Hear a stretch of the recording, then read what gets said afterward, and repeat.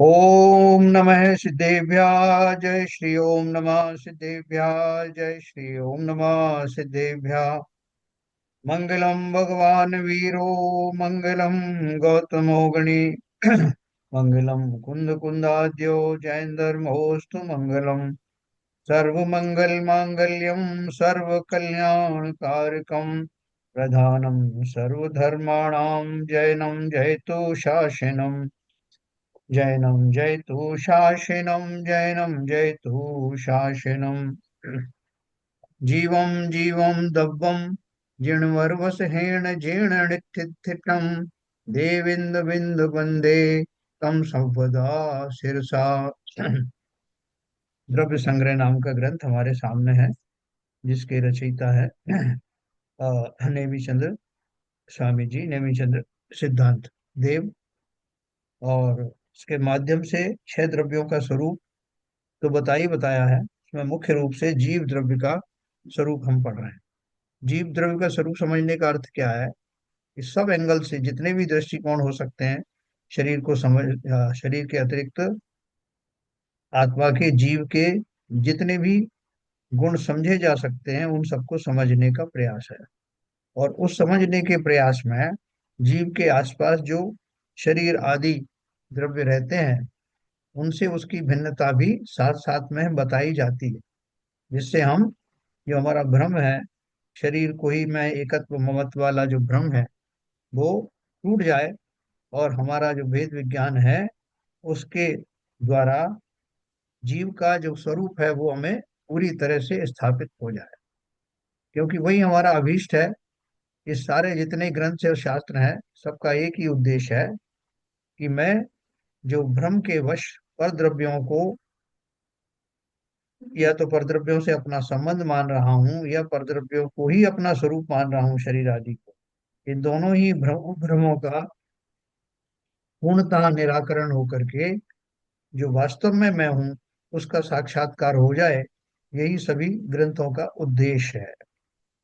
तो अभी शिल्पा जी ने आपको 2 दिन तक जो लिया, जिसमें भोक्तृत्व अधिकार, कर्तृत्व भोग, दोनों अधिकार आपको बताए, जो आप समझ गए होंगे कि जीव जो जो कर्तृत्व और भोक्तृत्व का जो दम्भ भरता है वो कितना सही है कितना गलत है, हमें कैसे कैसे भ्रम है उसके बारे में। तो संक्षेप में आपने वो दोनों अध्याय में यही पढ़ा होगा कि प्रत्येक द्रव्य, जीव द्रव्य की बात ही नहीं बल्कि सभी द्रव्य स्वयं के ही कर्ता और स्वयं के ही भोक्ता होते हैं। अर्थात उनमें जो भी परिणमन चल रहा है वो परिणमन, वो द्रव्य स्वयं में स्वयं के लिए स्वयं ही करता है। दूसरा द्रव्य उसमें किंचित भी इन्वॉल्व होता नहीं, हो ही नहीं सकता। शरीर का काम शरीर कर रहा है, आत्मा का काम आत्मा कर रहा है। हम कुछ भी मानते रहे लेकिन ये नियम बदलता नहीं। तो इस नियम को अच्छे से आपने समझा होगा शिल्पा जी की भाषा में। और एक आपको शुभ समाचार दे दें कि हम लोग जो है वहाँ अभी महाराज जी हैं सुधा सागर महाराज, गोलाकोट में, वहाँ उनके दर्शन किए बहुत अच्छे से। वहीं उनका जो सानिध्य में जो प्रदीप भैया जी रहते हैं उनकी नियुक्ति भी उनके आदेश पर हो गई है। और जल्दी ही यह मंदिर में शायद 15 मार्च की डेट भी उन्होंने दे दी, इस दिन एक भक्तामर विधान होगा। और उसके पश्चात जो आगे का जो प्रोसेस होगा मंदिर का निर्माण का, मूर्ति आदि का भी ऑर्डर हो गया। बाकी सब काम भी चल रहे हैं अपने हिसाब से। तो शीघ्र ही मंदिर जो है वो तैयार होगा। तो ये सब आपके लिए सूचना के लिए बता दें हमें। सर बहुत अच्छा लगा मंदिर के निर्माण का, प्रगति को सुन के बहुत अच्छा लगा। हाँ हाँ हाँ हाँ। अब लगभग तय हो गया है कि 2-3 महीने के अंदर अंदर ये काम कंप्लीट होगा। और वो विधान का कार्य भी होगा, संपन्न होगा। उसके पश्चात जो है उनसे जो तारीख आएगी उसमें हमारे जो पंच कल्याणक हैं वो भी संपादित होंगे। और जो बाहर से रहने वाले हैं लोग हैं, खास करके विपुल जी, वो तो अवश्य अभी से तारीख निश्चित कर लेना। तो पहले से अपने लिए अवकाश वगैरह ले करके रखिए। और जो यहाँ है वो भी अपने प्रोग्राम अभी जो आपको मालूम पड़ेगा, तो उसके हिसाब से अपनी डेट्स आएंगी तो उनके हिसाब से अपनी तैयारी करें। और बहुत खुशी की बात है कि ऐसा भव्य मंदिर दोनों हाथों से सुधा सागर महाराज ने आशीर्वाद दिया। उन्होंने बोला कोई भी संकट नहीं आएगा, सारे संकट सॉल्व हो जाएंगे और आपको जो है ये सबका लाभ तुरंत मिलेगा, हमारी पूरी पूरी आशीर्वाद है। और बहुत आशीर्वाद दिया उन्होंने। तो इसमें जो हमारे सीबी जैन साहब हैं, वो देवेंद्र कुमार जी हैं, आरपी जैन साहब हैं, उनकी मुख्य भूमिका रही। और बहुत अच्छे से ये कार्य निबट गया। इतना हमें उम्मीद नहीं थी, जितना सब कुछ हो गया, मूर्ति का भी हो गया, वेदी का भी हो गया, बुक भी कर दी गई हैं। तो कभी आपको टाइम हो तो कभी अपन विस्तार से भी बात कर सकते हैं। तो देखिए अभी अपन आगे चलते हैं इस खुशी के वातावरण में। हम सबका हृदय बहुत प्रफुल्लित है कि इतना बड़ा काम होने जा रहा है। जो जो ये हर्डल्स हमें लग रही थी, कैसे होगा, कौन प्रतिष्ठाचार होगा, महाराज क्या कहेंगे, ये भी उन्होंने बता दिया कि यहीं पास में ही वो एक महाराज जी है, अजीत सागर महाराज जी महेंद्र में, उनसे संपर्क करके उनको संचालनक में बुलाया जा सकता है, उन्होंने बोल दिया, क्लियरेंस दी है। तो लगभग सभी बाधाएं दूर हो गई। अब बस समय समय पर काम होते रहेंगे। आप सब लोगों की शुभकामनाएं साथ में है, जिनेन्द्र भगवान का और सुधा सागर महाराज का आशीर्वाद है, ये कार्य। बहुत बहुत अनुमोदना जी, सबको बहुत बहुत अनुमोदना। नहीं सर, एक बात कहना चाहूंगा। हाँ ये जितने भी लोग सुन रहे हैं, क्योंकि ये आगे का कार्यक्रम बहुत बृहद कार्यक्रम होने वाला है, और इसको संपन्न करने के लिए एक बहुत बड़ी टीम की जरूरत है। तो सभी से अनुरोध है, अपनी क्षमता के अनुसार, अपने अनुभव के अनुसार, जिस क्षेत्र में भी आप कंट्रीब्यूट कर सकते हैं, हम्म। आप सब अभी से हाथ बटाने का कोशिश करें, जिससे हमें हमारी हिम्मत बनेगी और आप लोग हमारी प्रेरणा के स्रोत बने। क्योंकि ये 3 महीने हमारे लिए, सबके लिए, आपके लिए और पूरी खारगर समाज के लिए, वो कहते हैं ना, एक टेक्निकल लोग हैं वो समझते हैं इस बात को, क्रिटिकल पाथ। तो हम लोग इस समय क्रिटिकल पाथ पे आ चुके हैं। तो इसमें हर एक्टिविटी इम्पोर्टेंट है, हर सदस्य इसमें इम्पोर्टेंट है, हर सदस्य का कंट्रीब्यूशन इम्पोर्टेंट रहेगा। जितना कंट्रीब्यूशन कर सकते हैं मंदिर के लिए, वो सदियों तक उसका कंट्रीब्यूशन हमेशा हमेशा चिरतार्थ रहेगा। कुल शाश्वत जो है प्रशस्त पुण्य का बंद होगा। और स्वयं का जीवन भी बहुत ज्यादा हर्ष और आनंद से भरा रहेगा। शिवजन साहब जब सहयोग की बात कर रहे हैं तो सिर्फ आर्थिक सहयोग की बात नहीं कर रहे हैं। उनका मतलब है कि जिसमें जो क्षमता है, कोई लीडरशिप कर सकता नहीं, है, कोई वही मैंने बोला सुपरविजन कर था, सकता है। जिसका जो अनुभव है, जिस हाँ फील्ड में भी है, हर क्षेत्र में हमें सहयोग की जरूरत है। बिल्कुल बिल्कुल। धन ये की, पंचकल्याणक कब है? पंचकल्याण की पंचकल्याण। डेट अभी फिक्स नहीं हुई है। हाँ लेकिन मंदिर 3 महीने में बनने की संभावना है, कंप्लीट उसके होने की। बाद कभी भी भाई प्रदीप भैया जी आएंगे, जब भक्तांबर का पाठ कराएंगे, उसके बाद उसका मुहूर्त निकालेंगे। मतलब ये प्रयास यही है कि मानसून से पहले हम मंदिर में शिफ्ट हो जाएं। हाँ। 15 मार्च की तारीख उन्होंने विधान की निश्चित की है। तो यहाँ विधान बहुत जोरों से होगा, सबकी सहमति से होगा। सरिता जी को जरूर आना है, विपुल जी को आना है, जो जो बाहर में लोग हैं। पिताजी के साथ में वो हो हमारे रहा साथ विधान, विधान कौन पंद्रह से मार्च मार्च को है? पंद्रह 15 मार्च। मार्च 15 मार्च। हाँ, हाँ अच्छा। सरिता जी साहब को भी आना है अदालत में। विपुल नहीं, जी को मैं तो लेके आना। एक्चुअली 20-22 फरवरी तक पहुंच ही रही हूँ। औरंगाबाद एक शादी में जाना, वहां से मैं बॉम्बे आऊंगी। बहुत तो बढ़िया है। संभवतः हो सकता है सब बॉम्बे में ही रहूं विधान के समय। हाँ बिल्कुल बिल्कुल। और अपने अपने साथ में अंजलि भर करके जिनेन्द्र देव के प्रति जो कुछ समर्पण करना है वो करना। और भर भर करके आनंद की थाली अपने घर लेके जाना। ठीक है, पदम चंद जी से भी मेरा निवेदन है, वो भी जयपुर से आए, विधान में शामिल हों, जो जितने स्वाध्यायी हैं, सबसे मेरा निवेदन है।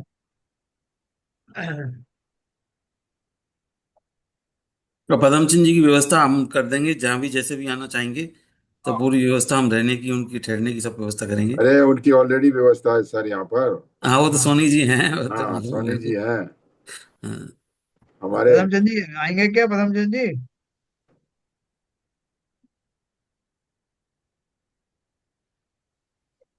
हैं पदमचंद जी हैं। अच्छा, ठीक है, कोई बात नहीं। मोबाइल अच्छा, पे। नीरजा जी आपको भी आना है? नीरजा जी सुन नहीं, बहुत दिन बाद आई जी शायद। जी जी जी, हम तो पास में ही है। बस पास वाले ही नहीं आ पाते हैं टाइम से। हाँ, नहीं नहीं, कोशिश तो पूरी करेंगे कि आए, जरूर आए, पंच कल्याण में भी आए और विधान में भी आए। हाँ, विधान में भी आई, बहुत बढ़िया। ललित जी, अब आपकी एनर्जी बहुत बढ़ती जा रही है, अब आप इसका लाभ उठाइए और आपको ये विधान पूरी तरह अटेंड करना है, सक्रिय होकर के। ठीक है ललित जी? जी जी जरूर। चलो, चलो। कोशिश करेंगे, आई थिंक बाहर से तो मेरी तबीयत ठीक हो जाएगी, अभी हाँ, एंड तक ठीक हो गई। बहुत बढ़िया, बहुत बढ़िया। तो चलिए अब अपन प्रारंभ करते हैं। जो शिल्पा जी ने अच्छा 2 दिन तक आपको भी बताया कर्तृत्व भोक्तृत्व के बारे में, आज से अपन 6वें नंबर की जो गाथा है वो पढ़ेंगे। सर और इसमें प्रश्न है हमारा। हाँ बोलिए। ये कर्तृत्व भोक्तृत्व है, आपने जो बात कही हाँ, कि हर द्रव्य अपना कर्ता भोक्ता होता है, हाँ तो शरीर है और आत्मा है, जी। तो इसमें क्या मैं सही हूँ कि शरीर की जितनी क्रियाएं होती हैं, तो जो शरीर पुद्गल शरीर है उसका वो कर्ता भोक्ता है, और जो भाव हम करते हैं उन भावों का हमारी आत्मा कर्ता और भोक्ता है, ऐसा सही है? नहीं देखो, आपने क्या बोला, शरीर का कर्ता भोक्ता कौन है? शरीर का कर्ता भोक्ता शरीर है, हाँ। पुद्गल है, और जो भाव हम करते हैं, जो भाव करते हैं, वो भाव हम करते हैं, उसका कर्ता भोक्ता हमारी आत्मा है, उसकी जो अशुद्ध निश्चय है। हम्म हम्म। तो देखो ऐसा अपन बात करते हैं ना, एक तो अपन बात करते हैं जड़ चेतन की सब परिणति प्रभु अपने अपने में होती है। अनुकूल कहे प्रतिकूल कहे, यह झूठी मन की वृत्ति है ना? बहुत क्लियर है।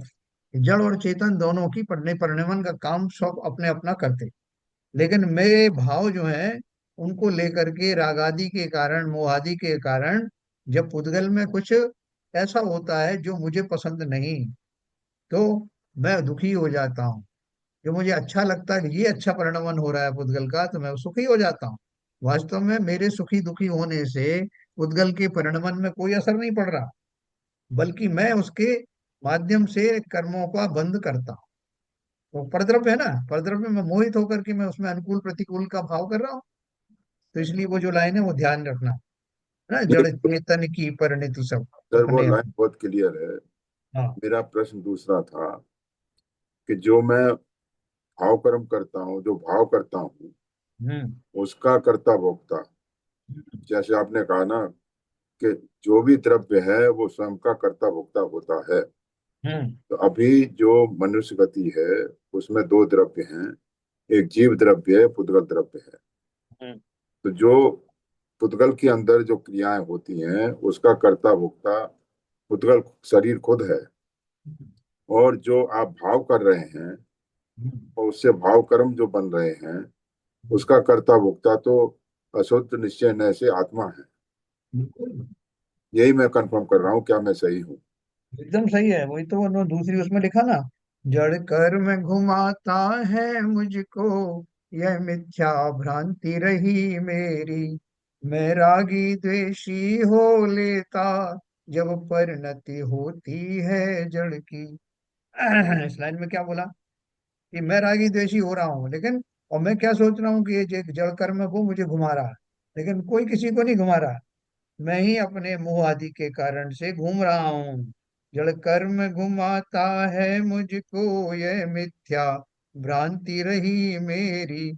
मैं राग द्वेष किया करता, जब परिणति होती जड़ केरी। ये दो तरह से समझना।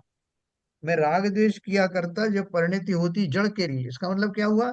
मैं जब राग देशी रागी देशी हो जाता हूँ तब कर्मों का बंध होता है। दूसरी तरह से सोचो कि जब कर्म उदय में आते हैं तब राग द्वेष के भाव भी आते हैं, है ना? ये दोनों तरह से। तो इससे कैसे छुटकारा मिलेगा? अनादिकाल से चल रहा है ये सिलसिला। मैं भाव करता हूँ, कर्म बंद होते हैं, कर्मों का उदय होता है, मैं फिर भाव खराब करता हूँ। तो ये सिलसिला कैसे दूर हो, ये बताओ जरा कोई। वही सब तो एक मेरे मुझे कंफ्यूजन ये हमेशा रहता है हाँ कि आत्मा तो कोई कर्म का बंधन करती नहीं, उसका काम है तो देखना और अनुभव करना। तो हाँ जी, और बाकी सब चीजों का तो समझ में आता है कि बाकी सब द्रव्य अपने ही करता है, अपने ही भोगता है। लेकिन हाँ आत्मा कैसे कर्म का बंधन कर लेती है? आत्मा भाव होते हैं, लेकिन क्योंकि ज्ञान आत्मा के पास है, शरीर में नहीं है, तो उसके ज्ञान के माध्यम से शरीर को ही सब होता है। तो आत्मा कैसे ये कर्म का बंध कर लेती है? आत्मा में थोड़ी कोई कर्म बंधन होते हैं। बताओ भाई कोई। भाई ऐसा है ये नीरजा जी, भाव नीरजा जी ऐसा है कि निश्चय से जो आप बात कर रही हैं वो सही है बिल्कुल। आत्मा तो केवल ज्ञाता दृष्टा है। जी। मगर क्या है कि जब अपने, जैसे अभी इसके जैन साहब ने जो प्रश्न पूछा वो इससे रिलेटेड ही है कि जो भाव कर्म बनते हैं, जब कर्मों का उदय होता है और उससे हम क्या कहते हैं, अनुकूल परिस्थितियों में या विपरीत परिस्थितियों में अपने भाव परिणाम खराब करते हैं, सुखी दुखी होते हैं, तो उससे नए कर्मों का बंध करते हैं। तो ये चक्र चलता रहता है। मगर अगर हम अपने भावों को समता में रखें और ये कहें कि ये तो कर्मों का उदय है, इसमें मेरे को क्या करना है, तो उस समय जो आत्मा के साथ में जो शुद्धता रहेगी, तब कर्मों का बंध नहीं होगा। समता रहना, आत्मा के प्रति ये पर का और स्व का भेद विज्ञान करना, सम्यक दृष्टि ज्ञानी बनना और ज्ञाता दृष्टा बने रहना, तब आत्मा के उसमें कोई कंट्रीब्यूशन नहीं है। इसलिए पिछले प्रवचनों में 3 कैटेगरी बनाई थी, शुद्ध निश्चय ने, अशुद्ध निश्चय ने और और सम्यक तीसरा, सम्मुख। नहीं, व्यवहार ने, एक ही व्यवहार बात ने। है। तो अशुद्ध निश्चय ने की जो स्थिति होती है उसमें आदमी अपने कर्मों का बंध लगातार करता रहता है। जो हाँ मैं समझ आपका पाया हूँ, प्रश्न। जो एक्सप्लेनेशन मेरा है। हाँ आपका प्रश्न फिर एक बार देखिए, तो रह गया हो तो फिर से पूछिए नीरजा जी। हाँ, एक बार जरा आप फिर से एक बार एक्सप्लेन आप कर दें तो अच्छा हो जाएगा। हाँ क्वेश्चन फिर से बोलिए। मतलब निश्चय न्याय से तो आत्मा में कुछ होता ही नहीं है, वो बात सही हो गई। केवल व्यवहार न्याय या अशुद्ध निश्चय न्याय की बातें हैं ये कहने के लिए। हाँ निश्चय न्याय से तो आत्मा में कभी भी कर्म बंधन होता ही नहीं है, क्योंकि उसके हाँ पास ज्ञान है, इसलिए भाव होते हैं और हमें पता चलता है कि वेदना हुई या साता हुआ। नहीं देखिए ऐसा है, अगर आपने इतना ही अपना तक रखा कि साहब जो कुछ भी हो रहा है, जैसे आप सामने वाला एक व्यक्ति है, उसके हाथ पैरों में दर्द हो रहा है और उसने वो करा रहा है, वो आपको बता रहा है और आपका उससे कोई लगाव नहीं, मान लीजिए बिल्कुल भी कोई लगाव नहीं है, तो वो आप सब उसकी ज्ञाता दृष्टा है कि वो आदमी पीड़ा से करा रहा है, उसका कोई किसी किसी तरह की शरीर में पीड़ा हुई है और उसका वो इलाज चाहता है। आप खाली उसको तटस्थ भाव से देख रहे हैं, तो आपका कोई बंध नहीं है। लेकिन अगर आपने उसमें राग किया, करिए मेरा बेटा है या मेरा फलाना है, इसको ये क्यों हो गया, ये क्या कैसे ठीक होगा, बेचारे को क्या होगा, तो आपको उसके अंदर में राग आया और आपके अंदर में आर्त ध्यान पैदा हुआ, ये कब ठीक होगा, कैसे ठीक होगा। तो ये आपके भाव क्यों आए, क्योंकि आपने उस वस्तु को, उस व्यक्ति को, उस शरीर को अपना समझा और अपने अतिरिक्त, स्व के अतिरिक्त कोई भी पदार्थ में अपनापन मानना या उससे द्वेष करना, दोनों ही दशा में कर्म बंद होते हैं। आप न्यूट्रल रहोगे तो कुछ नहीं बंद होगा कि पर तो पर है, मैं हूं, मेरे अंदर कुछ नहीं हो रहा। ज्ञान तो आपका दोनों समय है, जब आपको मोह आदि से त्रस्त है, मिथ्यात्व भाव से पीड़ित पीड़ित है, तब भी ज्ञान आपके पास है, और जब आप इन सब मोह आदि से हट जाते हैं तब भी ज्ञान आपके पास है। ज्ञान तो हमेशा है, लेकिन ज्ञान का उपयोग आपने राग द्वेष पूर्वक लगाया, पर द्रव्यों के प्रति राग और द्वेष करने के साथ में आपने अपना ज्ञान जोड़ा, उसको वैसे ही समझा कि ये मेरा है, ये वो पराया है, इससे राग करना, इससे द्वेष करना, तो उस ज्ञान का मिसयूज किया ना आपने। वो जी। मिसयूज जो किया उसी से कर्म बंद होते सॉरी, आपकी बात पूरी हो गई। हैं। और अगर सांबुल इतना ही कहना चाहता हूँ, इसके लिए निरंतर अभ्यास की जरूरत है। एक्चुअली में मैं ये नहीं कहूंगा 100% एक दिन में अचीव हो जाएगा, लेकिन धीरे धीरे अभ्यास करेंगे तो आप इसको क्षमता में लाने को अपने आप को कोशिश बहुत सक्सेसफुल रहती है। तो सही कहा। बिल्कुल सही कहा। नहीं, देखो। जैसे जैसे हाँ। आपको आपको बुखार है, आपका मुंह खराब है, आपको भूख नहीं लग रही, और आपको और कोई काम नहीं है, तो पूरे दिन आप उसी चिंता में लगे रहेंगे कि मेरे को बुखार आ रहा है, मेरे को भूख नहीं लग रही। और उसी वक्त आपको कुछ ऐसा कार्य मिल जाता है, या ऐसे आपकी शादी आ गई, लड़की की शादी आ गई, या और उससे कुछ और कोई विषय हो गया, ये हो गया, तो ये सारी चीजें गौड़ हो जाती हैं, आपका भाव उधर चला जाता है। तो ये जो हमारे शरीर में जो हो रहा है, और जिससे हम उस पर राग लगा के बैठे हैं, और उसके अंदर हम उसको अपना मान के उसको लगाए रखते हैं, तो फिर ज्यादा दुख होता है, और उससे हमारे और कर्मों का बंध होता है। बोलो विपुल जी, बोलो। क्यों होता है? हाँ। नहीं सर, जैसे सीबीजन साहब ने कहा कि निश्चय से तो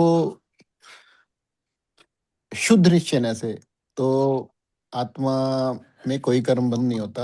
मेरे ख्याल से शायद नीरजा जी का वही प्रश्न था।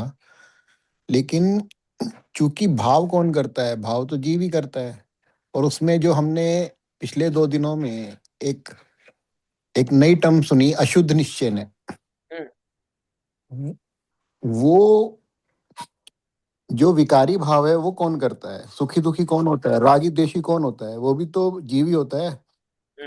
और जब वो जीव ही होता है तो उसके भावों के निमित्त से जो पुद्गल परमाणु परमाणु सक्रिय होके आकर्षित हो जाते हैं, तो इनडायरेक्टली तो उन पुद्गल परमाणुओं का कर्ता जीव नहीं है, लेकिन इनडायरेक्टली तो है, क्योंकि उसने अशुद्ध भाव किए, उसने राग द्वेष किया, तो इसलिए बंद होता है।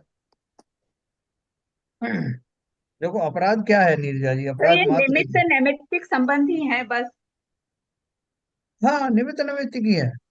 आप सही कह रहे हैं। देखिए, कहते हैं ना कि जीव के भावों का निमित्त पा करके वो परमाणु जिनमें कर्म रूप बदलने की योग्यता होती है, वो कर्म रूप में कन्वर्ट हो जाते हैं।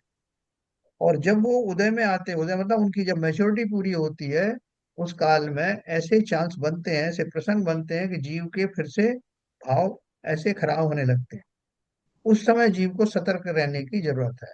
और वो कौन कर सकता है? जो इसका पूरा अभ्यास करे, ये बात समझे कि जैसे किसी ने गाली दी, अब गाली तो किसी को भी देंगे तो वो नाराज हो जाएगा, लेकिन कोई व्यक्ति पहले से तैयार है, ज्ञानी है, उसको मालूम है कि सामने वाले बहुत सारे लोग आपकी प्रशंसा भी करेंगे, गाली भी देंगे, लेकिन आपको तटस्थ रहना है। उसमें आपको क्रोधित नहीं होना है, उसका बुरा नहीं मानना है, क्योंकि आप तो वो हो ही नहीं। गाली शरीर को दी जाती है, आप तो हो नहीं। तो जब वो कर्म लौट करके आया, उदय में आया, तब तक आप ज्ञानी बन गए, आपका अभ्यास हो गया। अब वो उदय में आया तो उसने वैसे ही आपको गाली देने वाले आ गए। उदय में आने का अर्थ क्या है? वो प्रसंग, ऐसे प्रसंग जो है वो आपके सामने आ जाएंगे जिनमें आप, अगर आपने अभ्यास नहीं किया है, तो आप वो मजबूर हो जाओगे कि गाली दी, मैं कैसे चुप बैठ सकता था। तो वो आप दोगे, फिर से नया बंद होगा, फिर उदय में आएगा। ये साइकिल तब तक चलती रहेगी। इस बीच में आप अगर ज्ञानी हो गए, तो आप ये संसार की व्यवस्थाओं को समझ करके, कोई आपका मान करे, अपमान करे, गाली दे, आप जो है उसको सामान्य रूप से ग्रहण कर रहे हो। क्यों? क्योंकि गालियां देने वाली जवान भी पुद्गल की है। कान में पड़ने वाली वो गालियां, जिस कान में पड़ रही वो भी पौद्गलिक है। जिस शरीर को, जिस पर्याय को गाली दी जा रही वो भी पौद्गलिक है। आप क्या हो? उस सब में आप जो है खाली ज्ञाता हो। आपके ऊपर में कोई न गाली दे सकता है, न आपके ऊपर प्रहार कर सकता है। ऐसा अभ्यास करना, ऐसा कहना और सुनना, मात्र इतनी बात नहीं है। अंदर से इतना परिपक्व होना कि इस बात को ज्ञान में धारण करना। तो आपके जितने भी कर्म उदय में आएंगे वो व्यर्थ होकर चले जाएंगे। आपके नवीन कर्म का बंध नहीं होगा। ये अवस्था रखते रखते पुराने कर्म आएंगे और निर्जरित होते हुए चले जाएंगे। इसका ये मतलब सामान्य। आत्मा ही विद्या है और आत्मा ही अविद्या है। तो जब विद्या का सही उपयोग हो रहा है, जब तक वहां पे कर्म बंधन नहीं है, और जब ज्ञान का दुरुपयोग हो रहा है, तो उस हाँ, समय भव भव बंधन हो रहे हैं, और बस इसीलिए बस, हमें मुक्ति नहीं मिल रही है। बिल्कुल बिल्कुल, मोटी मोटी और बात इसीलिए बिल्कुल। हमें आत्मा के गुणों का चिंतन करना चाहिए, जिससे कि अंदर हमारे आचरण में पहुंच जाए, हमारे सबकॉन्शियस माइंड में पहुंच जाए, और हम समता भाव को पाल सकें। सर, देखो ये। एक दूसरी सूक्ष्म स्थिति और बनती है कि जब कर्म का उदय होता है, और उस समय जो परिणमन हो रहा है परिणामों का, तो हर हर समय परिणमन हो रहा है। एक परिणाम आया, वो वर्तमान स्थिति में आया, एक समय के बाद वो भूतकाल बन गया, वो वर्तमान का वो भविष्य वाला भूत वर्तमान बनने वाला है। और जब तक अपने ज्ञान में वो आता है, तब तक तो कई समय निकल चुके होते हैं। और जो वो परिणमन के जो भाव आया, और भाव को अपने आप ज्ञान में लेकर उससे उसमें अपना राग किया, द्वेष किया अशुद्ध निश्चय से, तो उस समय से उससे फिर अपने कर्म बनना चालू हो जाते हैं। तो हमारे पास जो भाव आते हैं, उनको भावों को तो हम नहीं रोक सकते, क्योंकि उनका तो परिणमन हो रहा है कर्मों के उदय से। मगर हमें अगर भावों से, अगर जो परिणमन हो रहा है, उन भावों से अगर हम अंतर्मन से अगर अपने आप को दूर रखेंगे, समता भाव में रखेंगे, ज्ञाता दृष्टा बन के देखेंगे, तो फिर अपने कर्मा का बंध नहीं होगा। और आत्मा आत्मा इसमें, तो आत्मा का कोई रोल नहीं रहेगा। देखो आपकी बात बहुत अच्छी अच्छी बात है कि क्या है। देखो ज्ञानी होने में अपन संसार में तो बहुत चतुर हैं। संसार में कोई बोलता है कि आप ये सौदा मत करना, इसमें आपको नुकसान है, फला आए तो उसको इतने ही रुपए देना, ढिमका आए तो उससे ये मत लेना। ये बहुत सारी सीखें अपन इस्तेमाल करते हैं संसारी अवस्था में। और इसी तरह से मगर अपन को बोला जाता है कि भैया तुम एक बात ध्यान रखना कि वो एक आदमी आएगा, वो सोच के आ रहा है, तुमसे झगड़ा बढ़ाने के लिए आ रहा है, वो तुम्हें गाली देगा, तो तुम अगर गाली का जवाब दोगे तो आगे आएगा और वो तुम्हारा जो है वो मर्डर तक भी कर सकता है। तो सावधान रहना। अब वो आने वाला है, वो गाली वाली देगा तो बिल्कुल तुम इस कान से सुनना, उस कान से निकाल देना। तो वो जी बिल्कुल तैयार हो जाता है कि उसको खतरा मोल नहीं लेना। हम्म। तो ऐसी तैयारी जो है कर्मों की करना है। आचार्यों ने बता दिया कि ये कर्म तुम्हारे विभिन्न समयों में बांधे गए थे, और ये उदय में आएंगे। उसके माध्यम से कोई गाली देगा, कोई तुमसे कुछ अपशब्द कहेगा, कोई अपमान करेगा, लेकिन तुम इस कान से सुनना, उस कान से निकाल देना, अर्थात उनसे प्रभावित मत होना। बोले साहब ऐसे कैसे प्रभावित नहीं हो? कोई सामने खड़ा गाली दे रहा है और बुरी बुरी बात कर रहा है, जो दुर्गुण हमें नहीं है उनको कह रहा है कि हमारे अंदर है, जो गुण है उनको उनको नकार रहा है। तो ऐसी स्थिति में तो हमें गुस्सा आना स्वाभाविक है ना। तो उन्होंने बोला कि नहीं, ये स्वाभाविक नहीं है, तुमने ये सब पहले किया था। इसलिए इस आधार पर कि जो तुमने पहले किसी से कर्जा लिया है, वो कर्जा मांगने आ रहा है तो उससे नाराज थोड़ी होने का है। तो तुमने जिस समय ये पूर्व में उसके साथ यही व्यवहार किए थे, अब वो अपना कर्जा मांगने आ रहा है, तो तुम क्यों नाराज होते? इस बल पर, इस आलम्बन पर तुम किसी तरह का क्रोध मत करना। इसको एक स्वाभाविक प्रक्रिया मानना, जिससे तुम्हारे नवीन कर्म बंध नहीं होंगे। बस ज्ञाता दृष्टा बने रहना और ये मान के चलना कि ये पूर्व में मैंने अवश्य ही ऐसा किया होगा। है ना, इसी को दयानंद राय जी ने बोला ना, गाली सुन मन खेद न आनो, गुण को अवगुण कहे अयानो। हाँ, कहिए अयानो, हाँ, कहिए अयानो। हाँ, बांध मार वो विध करे, करते निकारे तन विदारे, बैर जो न तहाँ धरे। तो उन्होंने कहा साहब ऐसे कैसे बात हो जाएगी, हम बैर भी नहीं रखे, कुछ भी कर ले हमारा, तो ऐसा किस आधार पर हम इतने सहिष्णु बने? हमको कोई संबंध का कारण तो बताओ। तब उन्होंने कहा, तय कर्म में पूरब किए खोटे, सहे क्यों नहीं जिएरा। तब उन्होंने कहा भैया ये सब तुम करके आए हो, इसके बदले में ये प्रसंग आए हैं। अति क्रोध अग्नि बुझाए प्राणी, साम्य जल ले सीरा। तब उसको समझाया कि भैया इसलिए आपसे कह रहे हैं कि वो कितना भी आपको तकलीफ दे, ये मान के चलना कि ये सब तकलीफें तुम दे चुके हो। इस आधार पर अब शांत रहना, नहीं तो ये बैर भाव कई कई जन्मों में चलते रहेंगे। तो क्या करूं? बोले तुम समता में रहना, कि मैं नहीं किया हुआ था। इन कर्मों को काटने का एक ही मात्र तरीका है कि मैं समता में रहूं, इस आधार पर समता रखूं कि ये मैंने पहले गलतियां कर चुका हूं। अब तो ये कर्म मेरी उन गलतियों को दुरुस्त करने आए हैं। अगर मैंने अब कोई रिएक्शन नहीं किया तो ये कर्म निर्जरित हो जाएंगे। ऐसा भाव रख करके जीवन में अभ्यास करना, तो ये कर्म चले आएंगे, नए नहीं आएंगे। इसलिए वो बात कही है कि परद्रव्यों के प्रति, और परद्रव्यों का तो आगमन होगा। परद्रव्य माने कर्म रूपी भी परद्रव्य है ना, उनका भी आगमन होगा, उनका उदय आएगा। लेकिन इस फार्मूले को ध्यान में रखोगे तो बड़ी आसानी से संसार से निकल जाओ। क्या नीरजा जी कुछ रह गया अभी इसमें? नहीं, समझ में आ गया भाई साहब। अभी थोड़े दिन मैंने स्वाध्याय मिस किया था, तो ये मैंने अभी तक शुद्ध निश्चय न्याय और व्यवहार न्याय दो ये सुना था। ये अशुद्ध निश्चय न्याय मेरे को मालूम नहीं है, तो मैं एक बार समझने का गूगल से देख के हाँ, प्रयास करूंगी। नहीं नहीं, हम आपको कल और बता देंगे। आज शुद्ध निश्चय जी है क्या है, जी शुद्ध निश्चय है, बिल्कुल बताएंगे, आप जी चिंता नहीं करें। जी चलिए, तो थोड़ा सा अपन एक गाथा पढ़ते हैं। देखो वो गाथा में जी आपको शरीर, ये देखो अभी शरीर के माध्यम से आपको ज्ञान कराया जा रहा है आत्मा का। जी शरीर के माध्यम से क्यों? क्योंकि शरीर में मैं बसता हूँ, शरीर मुझे दिखाई देता है, आत्मा दिखाई देती नहीं है, इसलिए शरीर के माध्यम से बता रहा हूँ। से नारियल जी के अंदर में गोला होता है, वो गोले का ज्ञान कराने के लिए पहले जो ऊपर का जो खोल वाला गोला है उसका ज्ञान कराया जाता है कि देखो भाई ये है नारियल, लेकिन इसके अंदर जो है वो असली गोला है। तो आपको बाहर की चीज भी दिखाई गई ना। जी उसी प्रकार से जब भेद विज्ञान की बात आ रही है, भेद विज्ञान किससे करना है? जैसे नारियल में वो गोले से और ऊपर की जो नटक होती है उससे भिन्नता का ज्ञान कराया जाता है कि वो आपके लिए योग्य नहीं है, वो छोड़ने योग्य है, और अंदर का माल खाने योग्य है। ठीक उसी प्रकार से शरीर के माध्यम से बतला करके आत्मा तक ले गए हैं। तो वो बोलेंगे आत्मा कहाँ रहती है, उसका कितना आकार है, कितनी बड़ी होती है, कितनी छोटी होती है, तो उसका ज्ञान कराने के लिए शरीर के माध्यम से उसको बताया गया है, जो गाथा मैं आपके जी। सामने रख रहा स्थूल से सूक्ष्म की ओर जा रहे हैं। हूँ। हाँ, है ना। देखो एक जो जी विपासना करके एक ध्यान होता है, विपासना पता नहीं आप लोगों ने किया कि नहीं जी किया। जी जी उसमें वो इतनी सूक्ष्मता से कहते हैं कि आप अपने मस्तक के ऊपर में एक एक प्रोब होती है, जो उसे क्या बोलते हैं, जो संवेदनशीलता के लिए एक आप समझ लो एक बिंदु है।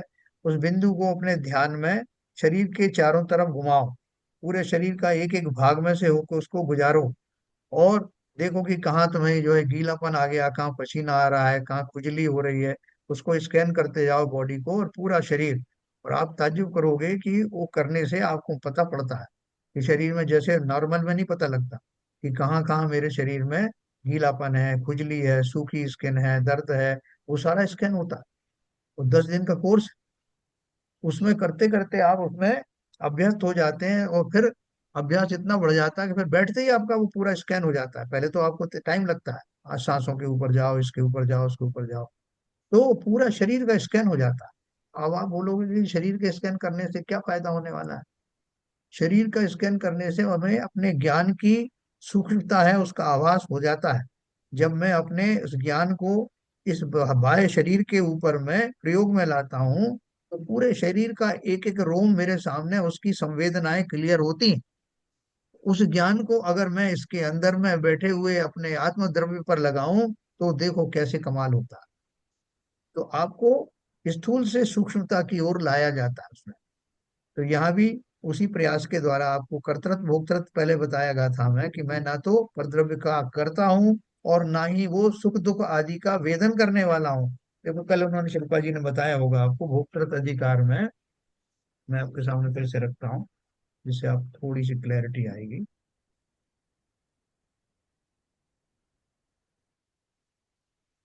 ये वाला अधिकार था, देखो,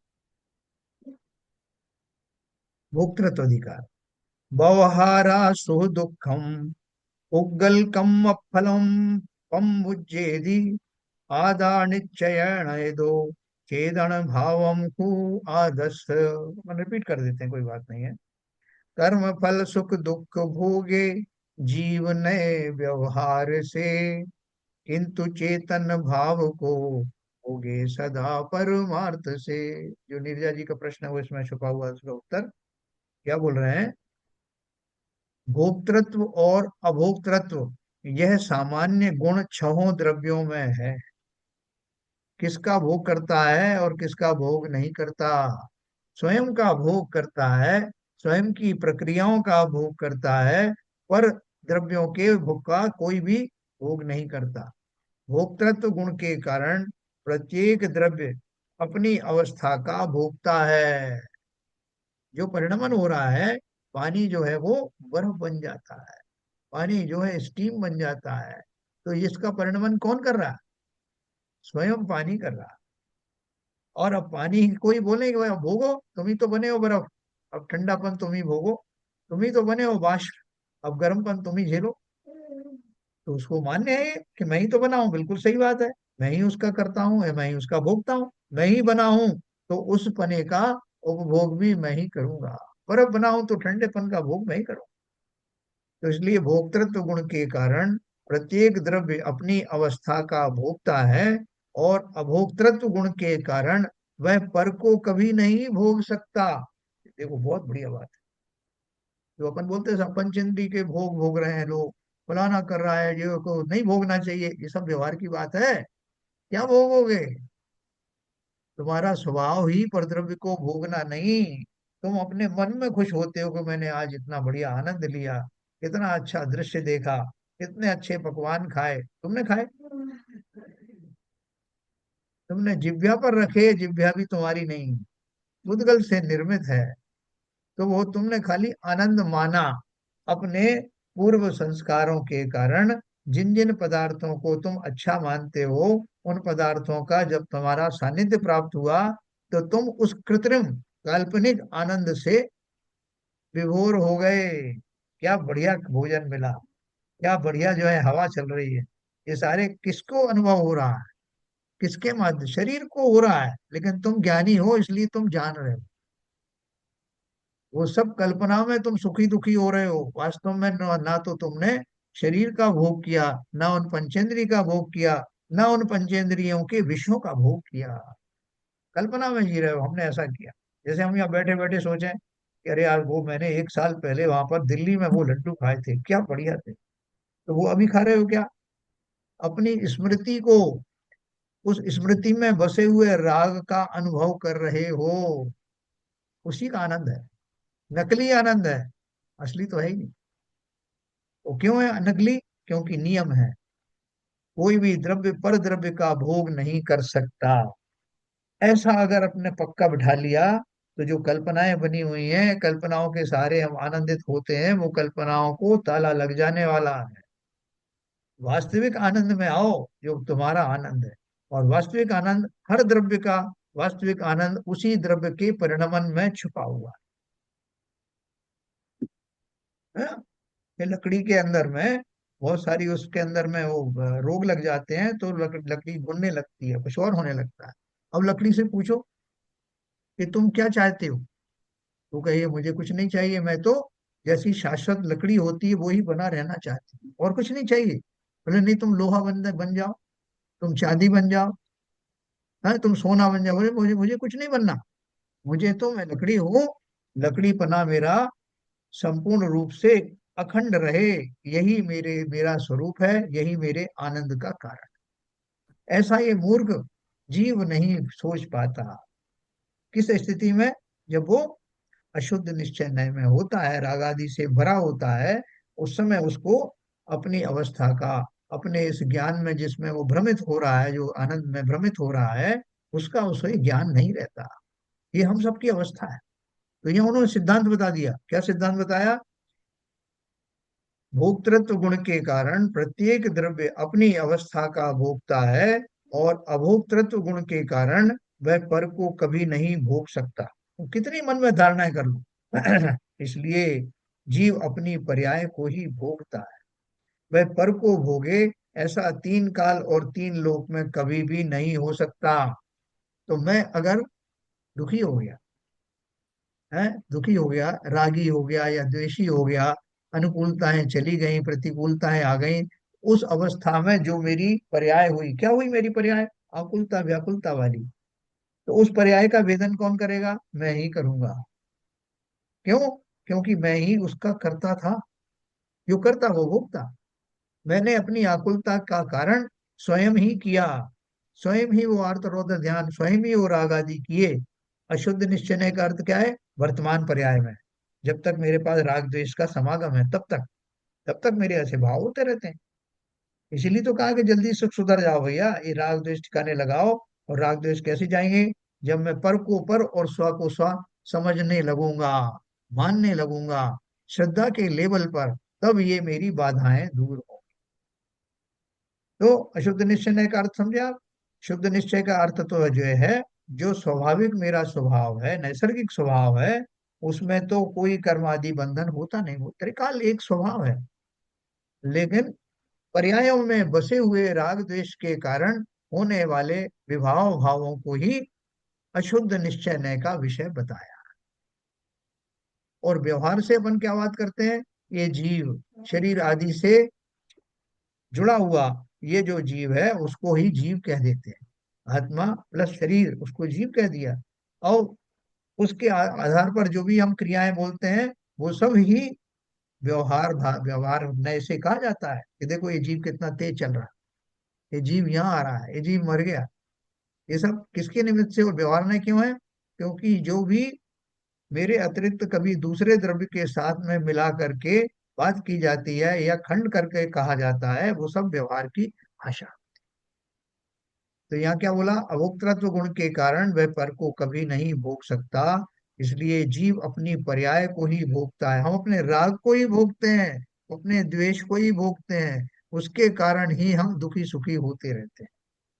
वह पर को भोगे ऐसा तीन काल तीन लोक में कभी भी नहीं हो सकता। मैंने बहुत भोग भोगे, चक्रवर्ती ने साहब कितने भोग भोगे, 56 प्रकार के भोजन भोगे, 96,000 रानियां तक थी उनके साथ। तो ये सब जो कहने के लिए है, सब व्यवहार की भाषा है। बाकी एक द्रव्य दूसरे द्रव्य को क्या भोगेगा, ये बहुत ध्यान रखना। तो ये हुआ था भोक्तृत्व, फिर जीव का भोक्तृत्व। तो सर हाँ एक बोले, प्रश्न, बोलिए बोलिए। ये सर थोड़ा मतलब वैसे तो समझ में आता है आध्यात्म की भाषा में, और वैसे भी हमें समझ में आता है, बिल्कुल सही बात है। लेकिन कभी कभी ये भ्रम होता है, क्योंकि जैसे हमें मिठाई खाने का शौक है, हाँ तो हमें मिठाई मिल गई, रसगुल्ला मिल गया, तो हमने खाया, तो हमें खुशी तो महसूस होती है कि हाँ मैंने खाया। तो अ, वो इसको कैसे समझें कि मैं भोगता नहीं हूँ? ऐसा तो लगता है कि मैं भोग रहा हूँ। हाँ, मेरे को सही कहा। तो देखो मैंने आपसे एक बात कही इसमें कि जीव अपने राग को ही, राग देश को ही भोगता है। उसका जो जो वास्तव में उसको खुशी मिलती है किसके कारण मिलती है, वो जो राग के कारण। जैसे कोई आदमी बहुत प्यासा है, उस प्यासे आदमी को और उसको लगे कि यार ठंडा शरबत मिल जाए तो मजा आ जाए, और वो ठंडा शरबत उसको मिला तो उसकी प्यास बुझी। जितनी ज्यादा प्यास होगी उतने गिलास वो झटक जाएगा और तब उसको आनंद आएगा। तो किसका आनंद आया? वो जो राग था ना उसका, प्यास आदि के प्रति होने वाला जो उसको रुझान था, वो उस रोग के कारण, उस प्यास रूपी जो उसका जो दशा थी, उस दशा को मिटाने का जो भाव आया, उसमें वो शरबत ने औषधि का सा काम किया। तो वास्तव में उसने उस रोग की समाप्ति होने पर उसको आनंद आया कि मेरी प्यास बुझ गई। उस उसको शरबत की जगह आप सादा पानी दोगे तो भी चलेगा उसको, क्योंकि उसका असली राग क्या था, प्यास था। और जितनी ज्यादा प्यास होगी उसको उतना ज्यादा आनंद आएगा। बोले मुझे तो ये पानी ऐसा लग रहा है जैसे कि अमृत हो। और जिसको प्यास नहीं है उसको आप जो है शरबत भी दे दो पानी की जगह, तब भी वो नहीं बनी सा मेरी इच्छा। तो उसको आनंद नहीं आया, क्यों नहीं आया? शरबत से सबको आनंद आना चाहिए ना बराबर, नहीं आया। किसी को एक गिलास में आनंद आया, किसी को दो में आया, किसी को सिर्फ पानी से आया। वो सारा उनका उस समय होने वाली राग की जो पर्याय है अंदर से, वही राग की पर्याय के कारण उन वस्तुओं में आनंदित होता है। इसलिए कहते हैं कि उसको आनंद अपने राग के कारण आया। किसी को बहुत ज्यादा आनंद आता है उसमें, किसी को कम आनंद आता है। जिसको जितना राग उस वस्तु के प्रति है उतना उसको उसका आकर्षण होता है। वो जैसे आप एक बहुत, उदाहरण देते हो ना, जो मछली वाली का उदाहरण देते हो कि उसको जो हाँ फूलों वाली के घर पे उसको नींद नहीं आती और फूलों वाली को मछली की नींद नहीं आती, क्योंकि बराबर दोनों के राग हैं अपने। क्योंकि वो उसकी जो मछली की बदबू है, जहाँ हम उस बदबू को सूंघ नहीं सकते, वो हाँ, उसको, जब वो वो उससे राग हो जाता है तो वो उसको बहुत अच्छी लगती है। बराबर। तो उसने किसको भोगा वास्तव में? उसको फूलों के प्रति नहीं, फूलों के प्रति होने वाले राग का। हमारे जितनी भी जो जो इष्ट और अनिष्ट की जो बात होती है, वो हमारे राग और द्वेष के ऊपर में निर्भर करता है कि हमारा राग किसमें, उसी का मैं भोग करता हूँ। जैसा मेरी शुरू से आदत है कि मुझे जो है बिस्किट अच्छे लगते हैं, या ये वाले बिस्किट अच्छे लगते हैं, तो वो जो शुरू से जो आदत है वो क्या है, उनके प्रति होने वाला राग, उसी को भोगता हूँ। वस्तु को क्या भोगोगे? वस्तु तो आगे निकल जाएगी, लेकिन उसके प्रति जो आपका ममत्व है वही वास्तव में आपके सुख दुख का कारण बनता है। ये बहुत बारीक बात है जो हम हर आदमी सोच नहीं पाता। इसका फैमिली गुलाब मतलब जो जामुन। हमारे राग द्वेष होते हैं उसकी वजह से जो हमारे वर्तमान पर्याय है या वर्तमान अवस्था प्राप्त होती है वही अशुद्ध निश्चय नय है और वही हमारा भोगता है। बिल्कुल बिल्कुल बिल्कुल। देखो अभी वो आपने जो बात कही वो आगे आ रही है। क्या लिखा है? जीव हर्ष विषाद रूप अर्थात सुख दुख रूप अपने विकारी भावों का अशुद्ध दशा में भोगता है। साधक दशा में जीव अतीन्द्रिय सुख का अंशतः भोगता है साधक दशा में, और केवल ज्ञान होने पर अपने परिपूर्ण सुख का भोगता है। जीव पुद्गल कर्म के अनुभाग का या पर पदार्थों का भोगता नहीं है। है, बिल्कुल क्लियर कर। है ना? जो आपने नीरजा जी कहा ना, वो लिखा ना अशुद्ध दशा, अशुद्ध दशा वही अशुद्ध निश्चय है। जी हर्ष विषाद रूप अर्थात सुख दुख रूप अपने विकारी भावों का अशुद्ध दशा में भोगता है। जी जी जी। तो अशुद्ध दशा मेरी हट गई तो उन चीजों में मुझे कोई आनंद ही नहीं आएगा। अशुद्ध निश्चय नहीं हट गया, व्यवहार नहीं हट गया, तो बस निश्चय नहीं रह गया।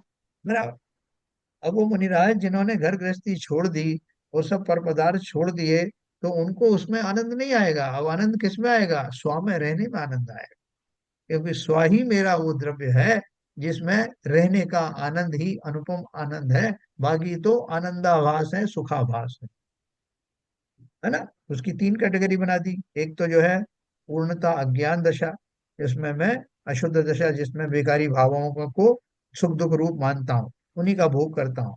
और साधक दशा, इसमें पार्शली मैं सुधर गया, तो पार्शली सुधर गया तो अंशतः मैं अतीन्द्रिय सुख का भोक्ता हो गया। और जब केवल ज्ञान हो गया तो फिर कहना क्या? केवल ज्ञान क्यों चाहिए? क्योंकि केवल ज्ञान में संपूर्ण रूप से जीव स्वयं का ही भोक्ता बन जाता है। और वही वास्तव में, क्योंकि नियम क्या है? हर द्रव्य अपने ही भावों को, अपनी ही दशाओं को, अपने ही परिणामों और पर्यायों को भोगता है। स्वयं के परिणमन का मैं जब करता संज्ञान में हो जाऊं, होता तो मैं करता तो हमेशा वही हूं। मैं जानूं या ना जानूं, चाहूं या ना चाहूं, मैं हमेशा परिणमन जीव द्रव्य की सदृश ही कर रहा हूं। जैसा जीव को करना चाहिए वही कर रहा हूं। मैं उसको जानूं या अनजान रहूं, लेकिन मैं अपना परिणमन बदल नहीं सकता। इसी तरह से आप लाख चाहें कि शरीर का अच्छा बुरा आप करें, लेकिन आप नहीं कर सकते। शरीर को जब बूढ़ा होना है तब बूढ़ा होगा, शरीर को जब रोगी होना है तब रोगी होगा। उसके पीछे के जो कारण है वो अपन ने अलग से पढ़े। लेकिन आत्मा अगर चाहे कि जिस शरीर में मैं रह रहा हूँ वैसा अक्षुण बना रहे, मैं सुंदर दिखूं, सुडौल दिखूं, सदा ऐसा लगता रहूं, मेरे हाथ का नहीं है। ये बात अलग है कि जिस समय मैं सोच रहा हूँ, मैं व्यायाम कर रहा हूँ, मैं ये कर रहा हूँ, और मैं ये मान रहा हूँ कि मैंने इसको स्वस्थ रखा, तो ये मेरी कल्पनाएं हैं। बाई चांस ऐसा हो रहा है कि जिस काल में आप एक्सरसाइज कर रहे हो, बाकी सब कर रहे हो, उस काल में उस पुद्गल से निर्मित शरीर का वैसा ही होने की दशा बनी हुई थी। वही उसका भवितव्य था। हाँ, है ना? जैसे इन्होंने एक उदाहरण दिया, अपन पहले दिया करते थे, कि वो जगन्नाथ जी का रथ जो खींचता था ना, बड़ा बहुत बड़ा रथ चलता था, तो उसके नीचे एक कुत्ता चलता था। और वो कुत्ता हमेशा ये सोचता था कि ये रथ को मैं ही खींच रहा हूँ, कि मेरे कारण चल रहा है। क्योंकि जब भी वो चलता था रथ भी चलता था, और जब उसे रुकने के भाव आते थे, बाई चांस उसी समय वो रथ रुक भी जाता था। ऐसा काफी समय तक हुआ। तो उसको विश्वास हो गया कि वास्तव में रथ को मैं ही चला रहा हूँ। लेकिन एक बार ऐसा हुआ कि उसने सोचा कि रथ चले, लेकिन रथ नहीं चला। इस कारण से और रुका रहा। तब वो बड़ा भ्रमित हो गया, हमेशा तो ये रथ मेरी आज्ञा मानता था, आज क्यों नहीं मानता। ठीक उसी प्रकार से ज्यादातर समय में जीव के भाव और शरीर की वैसी स्थिति दोनों एक साथ कोइंसाइड हो जाती, तब हम ये मानते हैं कि मैंने किया। है ना? ठीक यही दशा संसार में हमारी हो रही, कि मैंने जब रोग को ठीक करना चाहा, ठीक हो गया। मैंने जब इसको भोजन कराना चाहा, इसने भोजन किया। तो ये ऐसी निमित्त निमित्त दशा काफी दूर दूर तक जो है सिंक्रोनाइज होती है।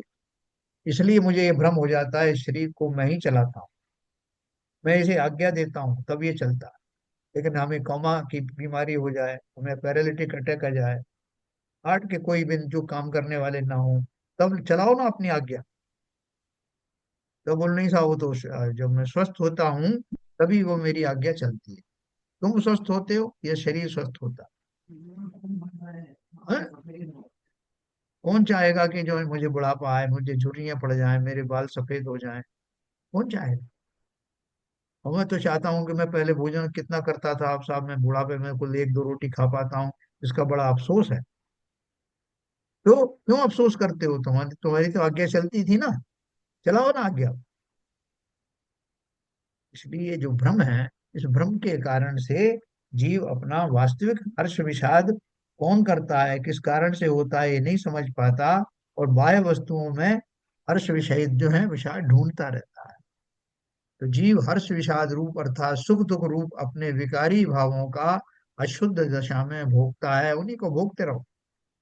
साधक दशा में जीव अतीन्द्रिय सुख का अंशतः भोगता। अभी जिसको अच्छे खासे भोजन मिलते थे 56 प्रकार के, अब उसको दो रोटी दें कोई, वो कितना दुखी हो जाए। लेकिन जिसने अगर ये सोच लिया कि ये सब मैं इनका क्या भोग करूंगा, ना तब करता था ना अब करता हूँ, ये मेरे भोज्य है ही नहीं, तो तुरंत प्रभाव से वो समता में आ जाए। हाँ? फिर देखो आगे दिया, जीव उद्गल कर्म के अनुभाग का या पर पदार्थों का भोक्ता किंचित भी नहीं है। हाँ? इस गाथा में दो नय कहे गए हैं, व्यवहार नय और निश्चय नय। जीव यथार्थ में परद्रव्यों का भोग नहीं कर सकता, किंतु जीव का विभाव उस समय निमित्त मात्र है। इतना ज्ञान कराने के लिए जीव साता असाता कर्म के अनुभाग रूप फल को भोगता है। उसी में सुखी दुखी होता है कि पहले मैं कितना भोजन कर लेता था, अब क्या हो गया, मुझे दो रोटी मुश्किल से खा पाता हूँ। तो फिर ना तुम पहले खाते थे ना अभी खाते हो। उस समय तुम्हारा राग दूसरी तरह का था, अभी का राग दूसरी तरह का है ना? ऐसा व्यवहार नय से कहलाता है। व्यवहार नय से क्या कहलाया? जीव का विभाव उस समय निमित्त मात्र है, इतना ज्ञान कराने के लिए जीव साता असाता कर्म के अनुभाग रूप फल को भोगता है, ऐसा व्यवहार नय से कहलाता है। और कर्मों के फल स्वरूप अनुकूल प्रतिकूल सुख दुख रूप पदार्थों का जो संयोग होता है, जीव उसे भोगने का भाव करता है। इतना धन आ गया, अब तो मैं जो हूँ चार चार बार भोजन करूंगा, और मैं क्लबों में जाऊंगा, और मैं ये सब करूंगा।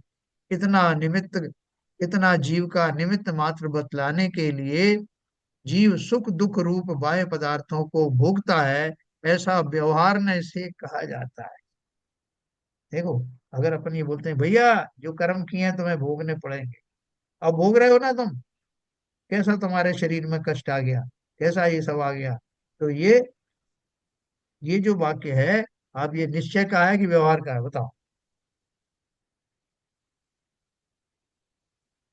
व्यवहार का है। है? व्यवहार का है। व्यवहार का है।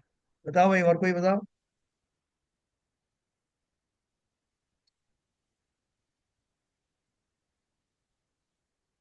देखो उसी में लिखा लाइन, इतना जीव का निमित्त मात्र बतलाने के लिए जीव सुख दुख रूप बाह्य पदार्थों को भोगता है, ऐसा व्यवहार न से कहा जाता है ना? तो बोले बोले कि ये आप कैसे बात कर रहे हो, हम तो यही बोलते हैं कि देखो इस जीव ने ऐसा किया तो इसलिए भोग रहा है, अब भोगो अपने फलों को। तो ये कहा है व्यवहार न से थोड़ी, ये तो वास्तव में है। अरे भैया, वो भोगने का काम शरीर हो रहा है, शरीर कर रहा है। रोग आए शरीर में आए, बुढ़ापा आया शरीर में आया, भोजन आदि नहीं पच रहा शरीर में हो रहा है। तो बोले आप तो बोल रहे थे कि जैसा करोगे वैसे भरोगे, भोग तो रहना है, इसलिए तो निश्चय का कथन होना चाहिए। बोले निश्चय का कथन इसलिए नहीं है कि तुम उनके भोगने वाले हो ही नहीं। उनके अंदर में जो दुर्दशाएं शरीर में हुई हैं, वो तुमको इसलिए तुम उससे घबराते हो क्योंकि उस शरीर को तुमने अपना माना। शरीर में तुम्हारा बहुत राग है, तुम नहीं चाहते कि शरीर की पर्याय ऐसी हो जाए, और वो हो रही है, इसलिए तुम दुखी हो। लेकिन अगर बोल दिया जाए कि ये शरीर तुम्हारा है नहीं, कहीं से लगा हुआ नहीं है, तुम व्यर्थ में खेद खिन्न हो रहे हो, तो ये दशा तुम्हें दुखी नहीं करेगी। तभी तो सिगड़ी जला दी वहां सिर के ऊपर गज गज कुमार मुनि के। उनको तो मालूम था। वही उनसे कह के, अरे महाराज आपका तो शरीर जल रहा है और आप ध्यान कर रहे हो। तो क्या कहेंगे, मेरा शरीर उद्गल का शरीर है, मेरा क्या है, जल रहा है तो जलने दो, मुझे तो कुछ नहीं हो रहा। इतनी, इतना अभ्यास, इतना विश्वास, इतनी कड़ी श्रद्धा जिस दिन हो जाएगी उस दिन बाह्य दृश्यों का कोई भी हमारा संज्ञान हम लेना बंद करेंगे। सारी आकुलताएं व्याकुलताएं समाप्त हो जाएंगी। भैया इसको क्या गाली दें, इसको तो कुछ असर ही नहीं होता। इसको क्या जलाएं। कितने मुनियों को पूर्व शत्रुओं ने समुद्र में फेंक दिया, और वहीं होकर के उनको न केवल केवल ज्ञान बल्कि निर्वाण हो गए। उपसर्ग के काल उनका वो लास्ट कर्म था, वो बाकी वो निकल गए। तो देखो, इसलिए ऐसा नहीं समझना चाहिए कि जीव यथार्थ में कर्म के अनुभाव को या अनुकूल पदार्थों को भोगता है। मैं आपको ये फिर से लूंगा कल। इसको बहुत अच्छे से समझने की जरूरत है कि जब हम कहते हैं कि भैया भोग रहे हैं अपने कर्म, तुम भी भोगोगे, जो जैसा करता है वैसा भोगेगा, तो वो इस अपेक्षा से बात कही गई है। क्योंकि मुझे मालूम है कि ये व्यक्ति इनसे, इन दशाओं से दुखी हो जाएगा, इसलिए उसको वही सजा दी जाती है। मैं 1-2 मिनट और ज्यादा ले रहा हूँ। जैसे मैंने एक उदाहरण दिया था कि एक सेठ का एक लड़का जेल में, यहाँ पे थाने में बंद कर रखा था। सेठ को मालूम पड़ा तो सेठ उसे छुड़ाने के लिए आया, और वहां के देखा कि वो उसको मारने पीटने जा रहा था सिपाही। तो उन्होंने सेठ जी ने विनती करी कि सेठ जी, महाराज, क्या नाम है, हवलदार जी, इसको मत मारो, मेरा बेटा है, इसकी चांटा पड़ेगा तो मुझे तकलीफ होगी। तो बोले फिर क्या करें, हम कैसे इसको संदेशा दें। बोले ये बगल में जो बैठा है इसको एक चांटा मारो खींच करके, तो ये बगल वाला मेरा बेटा भी समझ जाएगा, इसको मत मारो। तो कहने का अर्थ क्या हुआ कि वो सीख देने, मतलब शरीर के ऊपर जो प्रयोग हो रहा है अच्छे बुरे का, वो साइकोलॉजिकल हो रहा है। बगल वाले को मारा तो उसको लगा कि मेरे शरीर पर भी ये पड़ सकता है, इसी मात्र से वो घबरा गया। इसी अनुभूति के कारण जीव अपने को सुखी दुखी महसूस करता है कि मेरे शरीर पर किसी ने मालिश कर दी तो मैं खुश हो गया, शरीर पे कुछ और जो है कुछ चुबा दिया तो मैं दुखी हो गया। मेरी इस मान्यता को प्रकृति जानती है, और जब मुझे तकलीफ देनी होती तो उसी मान्यता को ध्यान में रखते, उसी का लाभ लेते हुए मेरे शरीर पर प्रहार करती है, और मैं सोचता मैं मरा, बस मिल गया मुझे अपना फल। गाली देने वाला किस लिए गाली देता, इससे आप दुखी हो जाओ। तो यही पर्पज है प्रकृति में, जो कर्म के उदय में शरीर आदि के ऊपर जो कष्ट आते हैं, वो ज्ञानी के लिए कोई कष्ट नहीं है। ज्ञानी की आत्मा उसी में धरी रहती है, इसलिए वो उसी में सुखी दुखी होता है। और प्रकृति ने आपको सुखी दुखी इस माध्यम से करके अपना काम कर लिया। ये है असली बात। इसलिए इसको व्यवहार से कहा। मैं अपनी कल्पना में दुखी होता हूँ क्योंकि शरीर को अपना मान, मेरे बेटे को कुछ कह दिया तो मैं दुखी हो, मालूम पड़ा कि मेरा बेटा था ही नहीं वो, तो मैं सुखी हो। तो सुख दुख का कारण मेरी वो अज्ञान दशा है, मेरा वो अपनापन है, मेरा वो राग द्वेष है, जो पर पदार्थों में बना रहता है। उसी का फायदा उठा करके मुझे कष्ट दिया गया, मुझे कर्मों ने सता दिया, मुझे रोगी हो गया, ये सब कहा जाता है। जो इस दशा को जान लेते हैं उन पर ये फार्मूला काम नहीं करता। तो ये मैं आपको कल फिर से एक बार अपन पढ़ेंगे इसको, क्योंकि बहुत ये हार्द है। धर्म के मार्ग में बहुत इंपॉर्टेंट चीज है। अगर हमने ये समझ लिया कौन है अपना कौन पराया, तो सब कुछ समझ में आ जाएगा। तो चलिए, कल अपन फिर पढ़ेंगे इसको, और बहुत अच्छे से समझेंगे अपन इसको। इसको समझने से हमारी बहुत सारी तकलीफें दूर हो जाने वाली। क्या ललित जी? थोड़ा कुछ समझ में आया क्या, बताएं जरा, अनम्यूट करिए।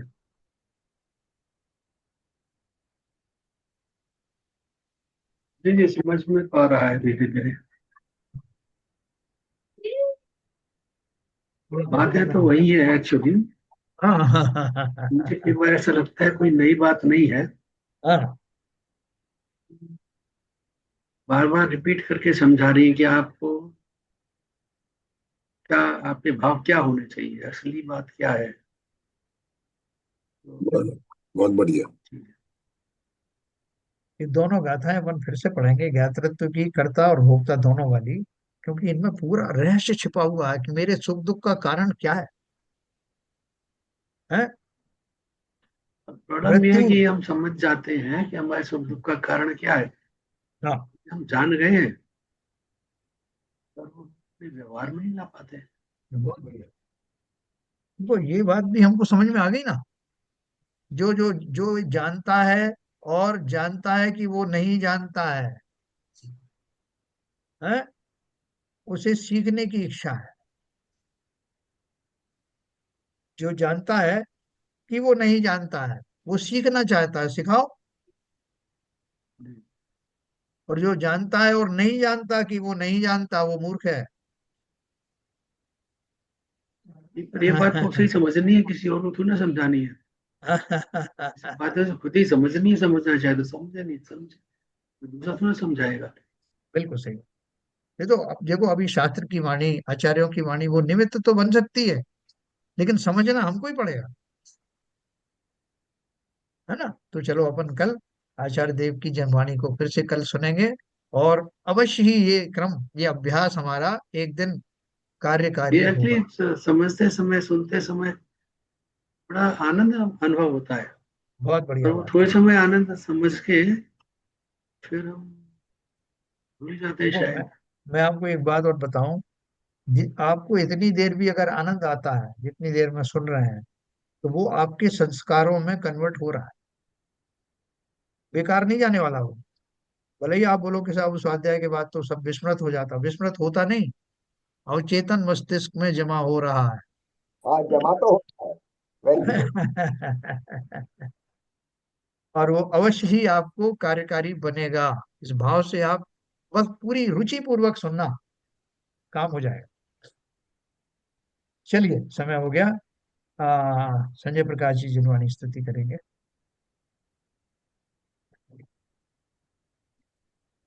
मिथ्यतम नाश वेको ज्ञान के प्रकाश वेको आपा परिभास वेको भानु सेवा खानी है। चहु द्रव्य जान वेको बंद विधि भान वेको स्वपर पहचान वेको परम प्रमानी है। अनुभवताय वेको जीव के जताए वेको कहूँ न सताए वेको भव्य उरे आनी है। जहाँ तहाँ तार वेको पार के उतार वेको सुख विस्तार वेको यही जिनवानी है। हे जिनवानी भारती तो ही जपो दिन रैन, जो तेरी शरणा गए सो पावे सुख चैन। जावाणी के ज्ञान ते सुशी लोकालोक, सोवाणी मस्तक धरो सदा देते ढोक, सदा देते ढोक। जिनवाणी माता की जय। जय। सर।